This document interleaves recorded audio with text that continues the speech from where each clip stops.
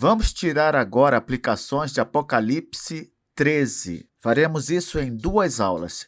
Esta é a primeira delas. Dê uma pausa no vídeo, faça sua oração pedindo a iluminação do Espírito Santo para entender tudo aquilo que vou dizer aqui e volte para prosseguirmos com o estudo. Se você gosta de assistir aos vídeos do canal, por favor inscreva-se, comente, compartilhe e deixe o seu gostei. Vamos lá. Apocalipse 13, versículo 1. Vi emergir do mar uma besta que tinha 10 chifres e 7 cabeças, e sobre os chifres 10 diademas, e sobre as cabeças nomes de blasfêmia. Perceba que Apocalipse 13 introduz 2 bestas. Uma que surge do mar, representando o poder político do anticristo, e outra que emerge da terra, símbolo do engano religioso, no caso, o falso profeta. Ambas as bestas cooperam com Satanás. Vamos agora examinar isso com atenção e sabedoria espiritual, ok? Qual a explicação deste versículo 1? A besta do mar representa o governo do anticristo, que sempre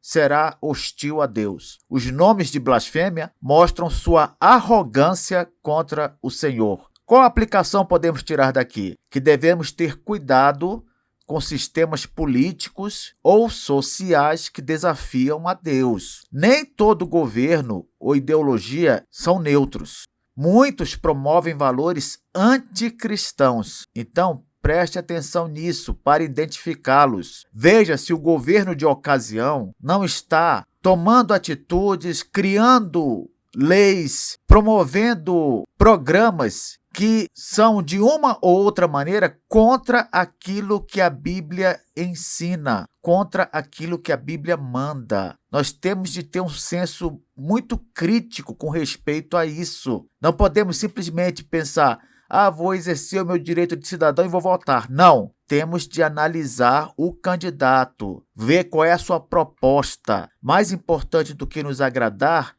é saber se está agradando a Deus. Isso é o que importa. Por exemplo, um regime ou um movimento que legaliza o pecado, que persegue cristãos, esse tipo de coisa está manifestando o espírito da besta, entende? Professor, como assim legaliza o pecado? Ora, se o governo estiver lutando pela aprovação do aborto, pela normalização de práticas homossexuais, se estiver se empenhando a favor da criminalidade, da legalização das drogas, isto é, tudo que a Bíblia condena de forma explícita ou implícita, é óbvio que deve ser rejeitado pelo cristão de verdade. Pode ser que você esteja diante de um novo anticristo e nem esteja percebendo. Versículo 2. A besta que vi era semelhante a leopardo, com pés como de urso e boca como de leão. E deu-lhe o dragão o seu poder, o seu trono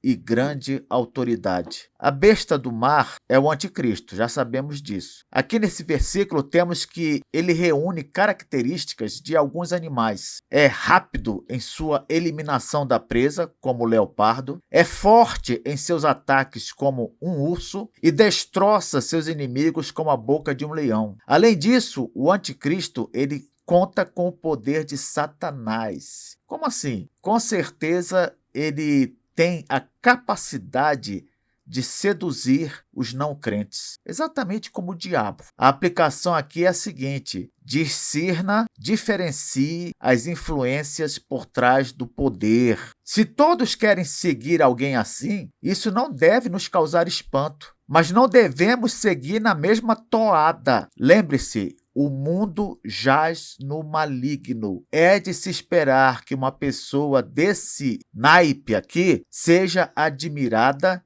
e seguida pela maioria das pessoas do mundo. Afinal, esse líder representa o anseio do coração pecaminoso. É natural que os não crentes o admirem e queiram ir atrás dele. Quando um líder ou governo promover perversões, por exemplo, como liberdade irrestrita. Você pode fazer o que você quiser, pode viver do jeito que quiser e até incentivar isso.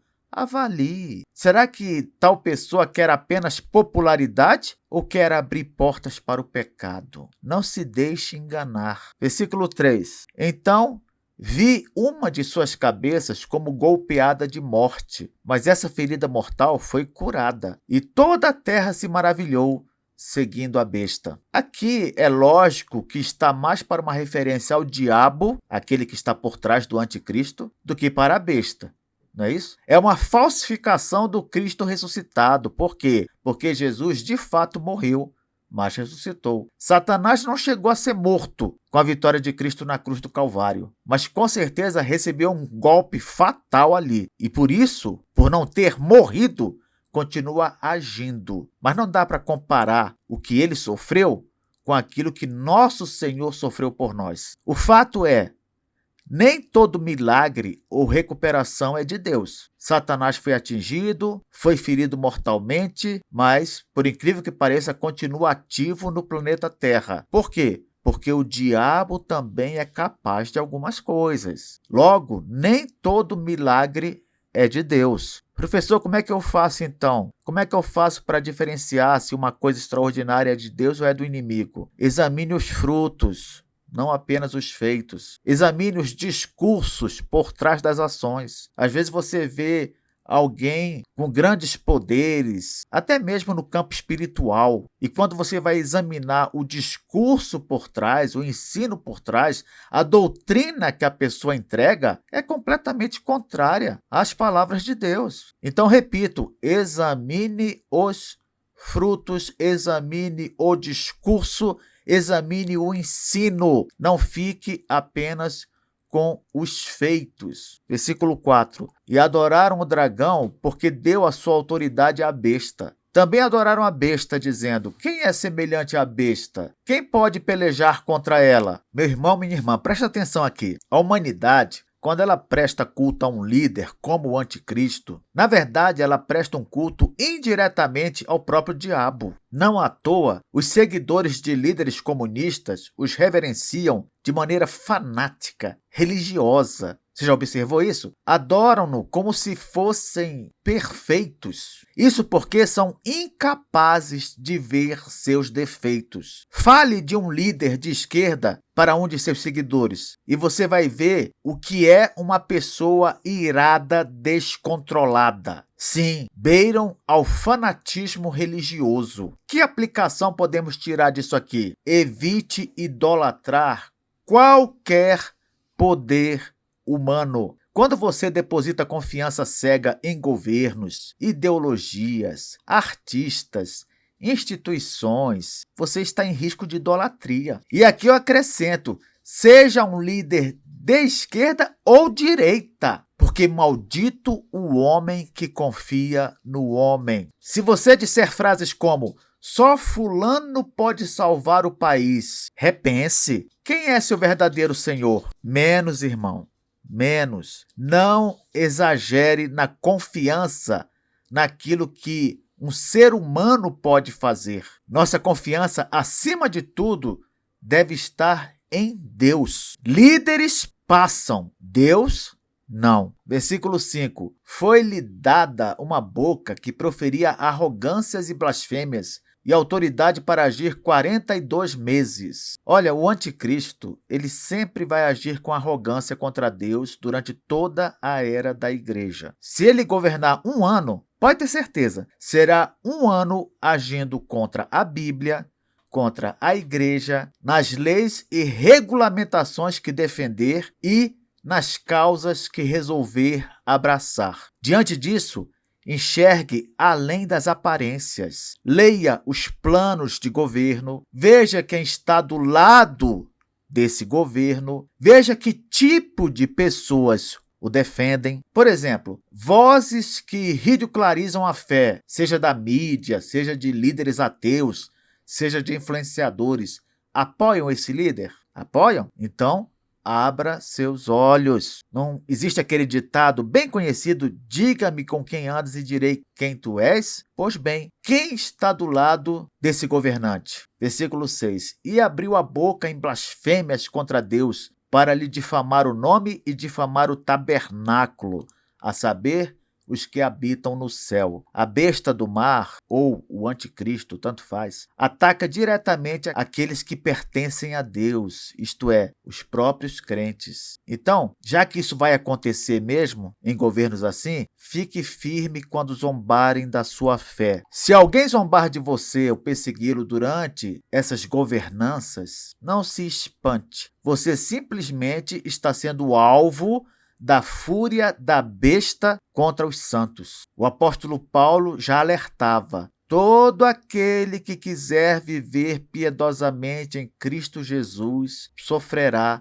perseguição. Versículo 7. Foi-lhe dado também que pelejasse contra os santos e os vencesse. Deu-se-lhe ainda autoridade sobre cada tribo, povo, língua e nação. Por um tempo, a besta persegue e até derrota. Sim, derrota os santos visivelmente. Mas isso não é o fim da história. Nós podemos perder a batalha, mas a guerra, esta já está vencida por Cristo. Somos mais que vencedores. Não confunda derrota visível com o abandono de Deus. Não é a mesma coisa. Deus pode te dar a vitória em meio à derrota. Não é incrível? Por exemplo, uma pessoa ser morta fisicamente, para o mundo é evidência de derrota. Para o crente, é apenas um momento de transição deste mundo caído para a glória do céu. Viu como uma mesma coisa pode ser vista sob ângulos diferentes? Se sua fé, meu irmão, minha irmã, for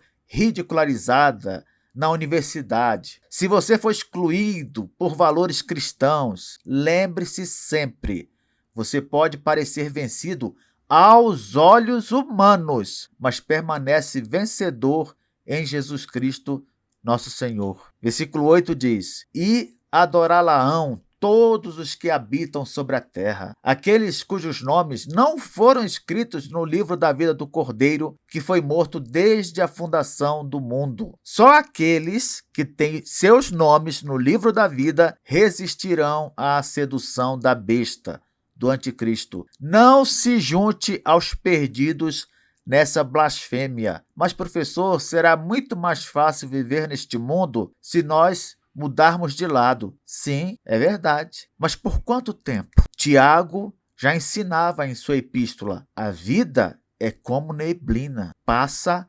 rapidamente. Prazeres transitórios do mundo não são para serem comparados com as glórias do porvir. Logo, afirme sua identidade em Cristo diariamente. É a sua fidelidade que vai revelar se seu nome está no livro da vida. Não adianta falar da boca para fora: eu sou um eleito, meu nome está lá, se você não agir de conformidade com isso. Assim, resistir, por exemplo, à imoralidade sexual, ao amor ao dinheiro, ao orgulho espiritual, tudo isso é um sinal de que você pertence ao Cordeiro. Dê testemunho em todos, ouviu? Em todos os governos humanos, assim como fez Daniel e seus companheiros. Daniel passou por pelo menos 3 governantes diferentes e em todos eles testemunhou de sua fé e foi admirado por isso. Deus o honrou, mesmo diante dos não crentes. E ele pode fazer isso com você também. Você crê nisso? Versículo 9. Se alguém tem ouvidos, ouça. Aqui é óbvio, estamos diante de uma tensão espiritual, porque o escritor inspirado quer nos dizer que é hora de ouvir e discernir. A aplicação aqui é que nunca ouvimos nada da palavra de Deus à toa. Se você está agora ouvindo esse estudo, tirando essas aplicações, é porque tal coisa faz parte do plano de Deus para a sua vida. Não faça pouco caso daquilo que é dito aqui. Se você teve ouvidos até agora para ouvir tudo o que foi dito, é porque Deus está te ensinando e espera de você uma resposta, uma atitude. Por fim, o versículo 10 diz o seguinte: se alguém leva para cativeiro vai. Se alguém matar à espada, necessário é que seja morto à espada. Aqui está a perseverança e a fidelidade dos santos. O que Deus determinou que deve acontecer, vai acontecer. Não adianta lutar contra isso. Se nosso destino for prisão ou morte, não há como escapar dele. Por isso que o versículo diz: se alguém leva para cativeiro vai. Se alguém matar a espada, é necessário que seja morto a espada. O que Deus planejou vai acontecer. Porém, e isso que é importante aqui, cabe a nós demonstrar nossa perseverança e fidelidade a Deus se essas coisas vierem a acontecer conosco. É como se o escritor estivesse dizendo assim: se alguém leva para cativeiro, vai para cativeiro, isso é certo. Se alguém matar a espada, necessária que seja morta a espada, isso é certo também. Mas aqui está uma oportunidade de perseverança e de demonstrar fidelidade. Compreende? É para isso que Deus manda as adversidades. Ah, mas o que posso fazer contra um governante? Contra alguém que tem a polícia do seu lado, tem o exército, tem as leis, tem os juízes? O que eu posso fazer? Aí está uma oportunidade de demonstrar perseverança e fidelidade a Deus.